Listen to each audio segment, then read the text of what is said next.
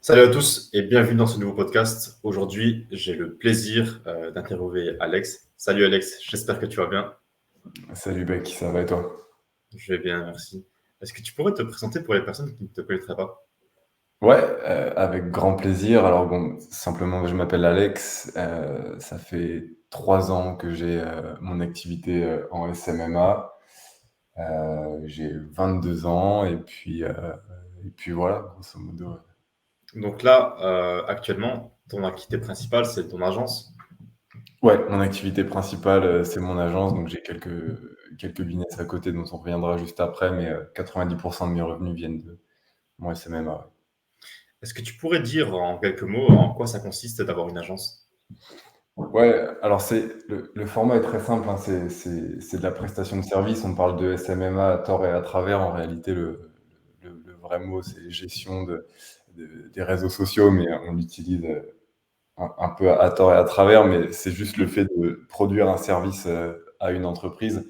Donc, on livre un service quel qu'il soit, c'est-à-dire que ça peut tant être de la création de site, de la gestion de campagne, que de la création de séquences mailing, etc. Et donc, on vient délivrer ce service-là à une entreprise.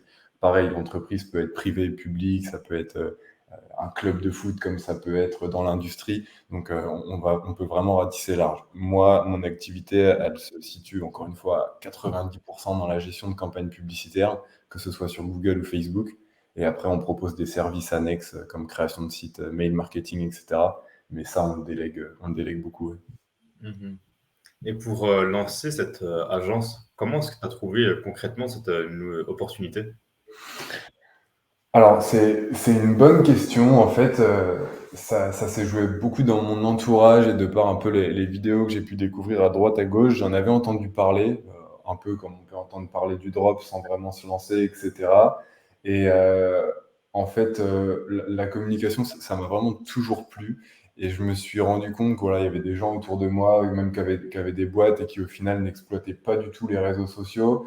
Il y a il y a tellement de choses à faire que je me suis dit, en fait, il y a, la visibilité peut être tellement importante et je me suis posé la question de comment est-ce que les entreprises pouvaient en profiter. Donc, j'en suis venu aussi à tomber donc, sur des vidéos de drop et de SMMA. Et en fait, assez naturellement, j'ai vu qu'il y avait une opportunité parce que personne ne savait s'en servir, personne n'avait le temps aussi à y consacrer. Parce que c'est vrai qu'il y a de ça 3 ans, bon, je dis pas qu'il y a 3 ans, les réseaux sociaux n'existaient pas, mais en fait, il y a beaucoup de personnes qui ne savaient pas vraiment comment s'y lancer. Ils faisaient un peu, enfin, on voit comment ils communiquaient sur Instagram, ils publiaient leurs produits sans trop réfléchir. La publicité, en fait, ils allaient faire booster la publication, et puis c'est Mhm. tout. Il n'y avait pas vraiment de réelle stratégie. Et, euh, et du coup, ben, je me suis dit, voilà, moi, je vais me mettre à fond là-dedans et je sais que je pourrais les aider, quoi. Ok, donc là, tu as eu ton idée, tu as ton ordinateur avec toi. Quels sont les premiers pas pour mettre cette idée en action? Quels sont les outils ou la technologie que tu as utilisée? Alors, je ne suis pas un grand fan des diverses technologies qu'on peut voir passer sur Twitter. Je suis assez à l'ancienne et très concret. C'est-à-dire que voilà, moi, je travaille dans le sport et la santé. Je fais du media buying. Donc, clairement, je m'axe vraiment donc, sur mon secteur d'activité. Je vais chercher dans le sport et la santé quelle boîte pourrait avoir besoin de moi. Donc, ça pourrait soit être une boîte qui, du coup, fait déjà, par exemple, du media buying sur Facebook. Donc, enfin, concrètement, je vais sur la bibliothèque Facebook, je regarde s'ils en font. Et puis, s'ils en font et que je vois un axe d'amélioration, je les contacte. On cale un rendez-vous, je leur explique comment est-ce que je peux améliorer tout ça et voilà, vulgairement, ça se passe comme ça. Ok. Et tu restes uniquement sur du media buying en général ou bien tu te focalises sur une seule plateforme? Alors, ouais, je fais essentiellement du media buying. Là, on va dire que la majorité des boîtes qu'on rentre à l'heure actuelle, c'est des boîtes qui dépensent déjà en media buying, sur lesquelles, en fait, on les accompagne à optimiser ça et à scaler. Au début, j'étais plus dans une optique d'aider, on va dire, à commencer à faire du media buying. À l'heure actuelle, je pense que notre valeur ajoutée, elle est vraiment dans l'optimisation et dans le scaling des campagnes. Donc, on fait en sorte qu'il y ait déjà eu des dépenses antérieures parce que ça permet aussi de valider en fait l'offre de l'entreprise, parce que le media buying, en réalité, on a un peu l'impression que c'est la sauce magique à, à ajouter à une entreprise, alors qu'en fait, si l'offre, si le produit ou le service ne fonctionne pas face au marché, qu'il n'y a pas une bonne offre, etc., on peut ajouter du media buying. Ça ça va pas transformer le business. Or, s'il y a un business qui est déjà validé, donc ce qu'on appelle le product market fit, si on vient ajouter du media buying en le faisant correctement avec une vraie stratégie, là, il y a un réel potentiel de croissance. Donc, c'est vraiment ce sur quoi je fais attention, c'est que la boîte dépense déjà en com. Donc après, ça peut être du media buying, ça peut être même de l'influence marketing, hein. En réalité, si ça marche en influence marketing, on peut venir ajouter un axe en media buying qui fait que on peut ajouter un potentiel développement à la boîte. Euh, voilà, il y a plusieurs indicateurs comme ça, mais ouais, je m'axe essentiellement sur le media buying à l'heure actuelle. Ok, donc c'est de cette manière-là que tu valides l'idée sur le marché. Mais quels sont les KPIs que tu utilises pour mesurer son potentiel succès? Alors, il y a déjà l'ancienneté, hein, mine de rien, même si un projet type startup, etc., peut tout péter, mais en réalité, si on veut vraiment assurer, enfin, c'est vrai que je prône la sécurité dans le SMMA, et donc ça passe aussi par sécuriser sa prospection. Et donc, si on vient voir des boîtes qui ont une certaine ancienneté, qui, par exemple, un truc tout bête, mais sur la librairie Facebook, on peut voir un peu c'est daté, les publicités sont datées, et en fait, s'il y a des publicités qui tournent depuis plusieurs mois, c'est déjà un indicateur sur le fait que la boîte dépense depuis plusieurs mois, donc cherche aussi à croître, et du coup a du budget à venir dépenser en ads. Donc ça valide le fait qu'ils veulent faire de l'ads, mais ça valide aussi la pérennité du business, parce que il y a des business qui sont tout nouveaux, qui ne fonctionnent pas. Ils dépenseront jamais plusieurs années d'ads, quoi. Donc il y a ça, le fait qu'ils aient déjà fait de l'ad, et puis, et puis voilà, grosso modo, c'est les majeurs KPI qui rentrent en compte, quoi. Mhm. Qu'est-ce que tu pourrais dire aux personnes qui aimeraient se lancer dans le SMA? Quelles seraient les choses à apprendre pour pouvoir se lancer? Alors, il y a deux choses, alors que ce soit d'un point de vue du service ou de la niche, il faut, euh, il faut faire la balance entre ce qu'on aime faire et ce qui pourrait être rentable. C'est-à-dire il y a des passions dans lesquelles on est et qui sont beaucoup plus simples de se lancer parce qu'on connaît déjà le marché, parce que ça nous plaît, etc. Mais il faut être sûr que le marché soit suffisant pour être attaqué. Donc, il faut être sûr de la niche dans laquelle on s'attaque, et il faut pas avoir peur enfin il faut pas se limiter. C'est-à-dire que le nombre de niches, en réalité, il est illimité.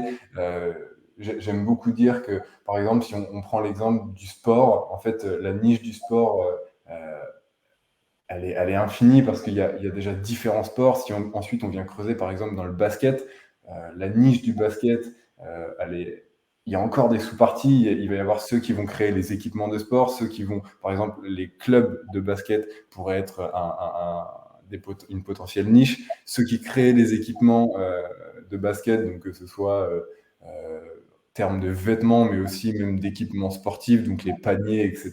Ça peut aussi être des clients. Il peut y avoir les magasins de basket qui sont une autre niche, mais qui peuvent aussi être des clients. Enfin bref, si on décompose vraiment les niches, on se rend compte qu'il y en a à l'infini. Donc déjà, ce que je conseillerais, c'est de ne pas se limiter en termes de niche. Et après, en termes de service, pareil. Soit on a déjà quelque chose pour lequel on est bon. Par exemple, si vous savez déjà créer des sites, effectivement, il y a beaucoup de monde qui crée des sites, mais si vous savez déjà le faire, peaufiner vraiment ce service-là et aller chercher une niche en particulier, et du coup, vous allez vous créer une autorité là-dedans, et rien ne vous empêche après de venir étendre vos services. Mais si vous avez déjà un service dans lequel vous êtes bon, peaufinez-le. Par contre, si vous ne savez, grosso modo, si vous n'avez pas forcément de compétences, et pour moi, le service qui a le plus de valeur ajoutée, qui est le plus simple à vendre, et qui peut vous permettre de vraiment chiffrer en SMMA, c'est clairement le media buying. Donc ça je le prône encore et toujours, quoi. Qu'est-ce que tu pourrais leur dire pour passer à l'action? Alors, pour passer à l'action, en fait, déjà, il va falloir se former sur le media buying. Donc ça, il y a des formations qui existent, notamment la mienne, hein, j'en profite. Mais également, je vais pas être de mauvaise foi, et il y a plein de documentation gratuite qui vous permettent de le faire. Donc vraiment se former, on va dire, au minimum pour pouvoir apporter des résultats à un client, et en même temps, donc je vous conseille vraiment de le faire en même temps parce que c'est un vrai job, mais faire du cold calling. C'est pour moi le meilleur exercice pour apprendre à vendre, parce que quand on fait du SMMA, on va être obligé de vendre, alors que ce soit un service que l'on fait nous-mêmes ou que l'on délègue, parce que c'est aussi possible de vendre un service qui est par la suite délégué. Donc si d'ailleurs vous ne voulez pas vous embêter à apprendre des compétences et que vous voulez full déléguer, c'est faisable aussi. Mais il va falloir soit apprendre des compétences, soit le déléguer, et dans tous les cas, il va falloir vendre. Donc, pour apprendre à vendre, pour moi, le meilleur exercice, c'est le cold calling. Pourquoi? Parce que vous êtes confronté directement aux réactions du prospect, et donc ça va vous apprendre à synthétiser ce que vous faites, à être concis, clair et percutant dans votre prospection. Donc, euh, donc voilà, vraiment passer le plus de cold call possible jusqu'à ce que vous soyez performant. Et après, il faut aller faire du mail, parce que c'est ça qui va vous permettre de passer de 50 cold calls à 500 prospects par jour, parce que en fait, enfin, via le mail, après, on n'a plus de limite. Mais par contre, pour réussir à avoir des mails percutants, pour moi, c'est cool de passer par le cold call, parce que vous allez avoir une vraie expertise de la vente qui va se développer. Mhm. Donc voilà. Ok, mais dans ce cas-là, si ça ne marche pas comme tu veux, qu'est-ce que tu fais? Si ça échoue ou juste que ça ne prend pas de la direction dont tu voudrais? Alors, en fait, si d'un point de vue prospection, moi, ce que j'aime bien faire, c'est, par exemple, quelque chose de très concret, je vais avoir une séquence de prospection mail en 5 étapes. Et en fait, si au bout du cinquième follow-up, euh, j'ai pas de réponse, je passe à la suite. Si c'est pas parce que j'ai un non que j'arrête, mais si vraiment je vois aucun intérêt du prospect au bout de 3-4 relances, pareil, j'arrête également. En fait, je m'attache pas du tout aux prospects que je vais contacter. J'essaie de trouver la balance entre ne pas lâcher au premier non, mais en même temps ne pas essayer de vendre à quelqu'un qui n'a vraiment aucun intérêt à ce que je propose. Ça, c'est important de le comprendre quand vous faites de la vente. Euh, Vous avez beau utiliser toutes les techniques de persuasion, de manipulation, bref, commerciale, que vous pouvez voir partout. Si la personne n'a aucun intérêt à aller déjà, si elle n'a pas le problème que vous évoquez, et ça sert à rien de vendre, mais si en plus elle a aucun intérêt envers ce que vous cherchez à vendre, vous pouvez insister pendant des semaines et des semaines, vous allez juste vous épuiser. Et en fait, le coût de l'opportunité, il est vite fait. En fait, ça sert à rien de passer des semaines à vous épuiser à closer un prospect, alors qu'il y en a des milliers d'autres qui vous attendent. Donc voilà, si je devais donner un nombre concret, par exemple, de mails avant de passer à autre chose, moi je sais que j'ai 5 mails, donc un mail de prospection, 4 de follow-up. S'il y a pas d'issue positive à la suite, je change quoi. Mhm. Mais du coup, dans le cas contraire, quand ça commence à prendre, à partir de quel moment tu comptes scaler le projet? Là, je parle en termes général par rapport à ton agence. Ouais, par rapport à mon agence, alors c'est ça qui est super intéressant, c'est qu'en fait, on est assez flexible sur les prix qu'on peut proposer, on est assez flexible sur les offres qu'on peut tester. Il faut savoir que en media buying, on va faire soit des forfaits fixes, soit des forfaits à la commission. Donc, par exemple, la partie scaling, en fait, quand on facture à la commission, presque on l'anticipe. C'est-à-dire que moi, par exemple, je vais jamais facturer à la commission s'il y a moins de 10 000 euros par mois de budget dépensé. Parce que Mhm. c'est une sécurité, encore une fois. Si la personne dépense déjà 10 000 euros, c'est qu'il y a quand même une certaine fiabilité de son business, et donc c'est qu'il y a un potentiel de scaling. Bon, je vulgarise, hein. Il y a d'autres étapes à prendre en compte, mais grosso modo, c'est ça. Et, et du coup, en fait, quand on a anticipé ça et qu'on sait qu'on a les compétences de scaler, par exemple, ces campagnes en media buying, en fait, le moment où on considère qu'il faut scaler, on l'a déjà anticipé. Par contre, si on vient facturer donc des forfaits fixes, etc., euh, il faut trouver l'équilibre entre soit vous arrivez à faire une presta qui est assez automatisée et donc vous pouvez baisser les prix, et quand vous avez trouvé vraiment l'automatisation qui vous permet d'être rentable à faible coût, vous pouvez le dupliquer. En fait, vous refaites la même chose encore et encore. C'est ce qui va vous permettre de scaler. Moi, c'est pas du tout ce que je fais et ce que je conseille, parce que là, ça demande du volume, ça demande une certaine gestion. Ce qu'il faut réussir à faire, c'est dans un premier temps vous exercer sur 5-6 clients, à essayer de monter vos prix, donc monter votre taux horaire. Et en fait, vous allez trouver une superbe rentabilité, que ce soit un taux horaire, taux journalier, ou si vous facturez au forfait mensuel, vous avez une belle rentabilité par client par mois.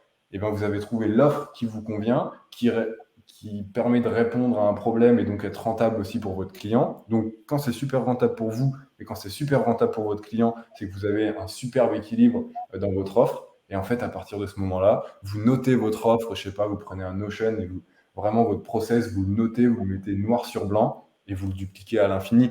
Donc, bien sûr qu'il y a d'autres soucis qui vont apparaître entre deux, mais c'est des soucis de management, etc. Et en fait, c'est des bons problèmes. Mhm. Et dans ce cas-là, quand est-ce que tu passes au projet suivant? Alors, passer au projet suivant, je me doute que tu parles un peu d'atteindre, pas le plafond d'une agence SMMA, mais pour passer à la suite. Euh, Moi, là, par exemple, si je devais prendre mon exemple, c'est que j'ai délégué beaucoup de choses. C'est-à-dire qu'au sein de mon agence, je m'occupe grosso modo que des tâches stratégiques, les tâches opérationnelles qui sont de mettre en place des campagnes, par exemple, si on vient faire un site, c'est pas moi qui le fais. Si on vient mettre en place une stratégie de mail marketing, c'est pas moi qui va rédiger les mails, etc. Moi, je vais vraiment intervenir dans la partie stratégique. Donc, comment, c'est-à-dire que avant de mettre en place une campagne de media buying, on va devoir la programmer, on va devoir créer la stratégie, à savoir quel angle marketing on va utiliser, à quel niveau du funnel, etc. Là, je prends part au projet, mais ensuite, je laisse mon équipe travailler sur ça. Et donc, ça me permet d'avoir du temps et de me consacrer sur des tâches qui sont vraiment à forte valeur ajoutée. Et donc, ça me permet aussi de réfléchir à des projets, des projets suivants, comme tu dis. Et ça m'a permis donc de lancer un SaaS donc dans la santé, ce qui est mon secteur d'activité numéro un, avec lesquels il y a 90 de mes clients dedans, 90% de mes clients dedans. Et donc on a trouvé une problématique majeure qu'on pouvait résoudre grâce à un produit, et donc un produit SaaS. Et donc là, on est en train de développer ça. D'ici quelques jours, il sera lancé dans la santé. Donc, si j'en aurai l'occasion, je pourrais en parler un petit peu plus. Mais pour l'instant, je m'arrêterai là. Donc voilà, quand est-ce que je passe au projet suivant pour résumer, c'est qu'à partir du moment où on a réussi à déléguer, où en fait notre business peut tourner sans nous. Alors bien sûr, on n'est pas indispensable, enfin en tout cas moi j'ai pas réussi à l'être, mais quand notre business arrive à tourner aussi sans qu'on ait 100% de nos actions qui sont investies dedans, bah, ça nous laisse du temps à réfléchir à autre chose. Et moi je pars du principe que enfin, moi j'ai toujours envie de créer, donc si j'ai du temps pour autre chose, je crée d'autres projets, quoi. Mhm. Bah écoute Alex, merci à toi pour aujourd'hui. Bah C'était un écoute, plaisir. avec plaisir, plaisir partagé. J'espère que mes conseils pourront en aider pas mal. En tout cas, c'est ce que j'essaie de transmettre, que ce soit sur Twitter, dans le Telegram et autres. J'adore partager ce que je fais, donc voilà, si ça peut aider un max de monde, c'est trop bien. Et On pourra bravo te à retrouver tous sur les réseaux. pour tes interviews. On pourra te retrouver sur les réseaux. Ouais, bien sûr. Donc, bah, vous pouvez me retrouver sur SMMA Up sur Twitter. Donc après, naturellement, vous allez voir. Si mon tunnel est bien fait, vous allez arriver sur mon Telegram. Et puis, j'ai une formation donc, qui est lancée également. On est en train de créer un outil pour vraiment vous aider à lancer votre agence SMMA. Donc la combinaison de la formation, de l'outil, si avec ça vous n'arrivez pas à vous lancer, il y a un problème. Dans tous les cas, je mettrai ça en description pour toutes les personnes qui seraient intéressées par se lancer dans le SMMA ou bien juste par te suivre tout simplement sur Twitter pour avoir des conseils ou autres. Donc, je mettrai tout ça en description. En tout cas, merci à toi. Merci énormément pour ton temps. On se reverra d'ici 6-7 mois pour voir ton évolution. Et dans tous les cas, on reste en contact.